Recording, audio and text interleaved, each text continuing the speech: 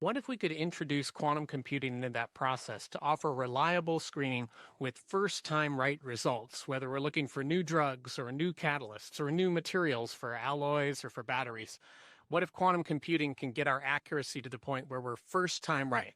We're not wasting time in the lab. We're taking what comes from the computer, making it, testing it, integrating it into products. The second step where we're excited about the promise of quantum computing is providing more direct guidance in how people actually make new materials or make new chemicals that come out of these screening processes.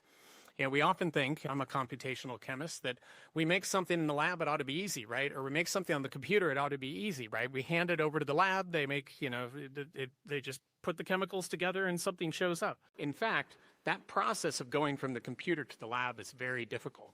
So what if we can use quantum computing and use these computational tools to provide much more useful and directed guidance about how people make those chemicals in the lab? We enable efficient synthesis of what comes after the reliable screening. And then finally, we're interested in the promise of quantum plus AI for predictive environmental impact. We want to make sure that as we're doing this screening of new chemicals or new materials, we're enabling the more efficient synthesis of them in the lab. We're thinking about the end in mind. We're not creating the world's next generation of forever chemicals because we can model up front the long-term fate and impact of the new materials and chemicals that we design. Again, something that I think we'll see with the integration of these technologies, quantum computing, physics, and AI.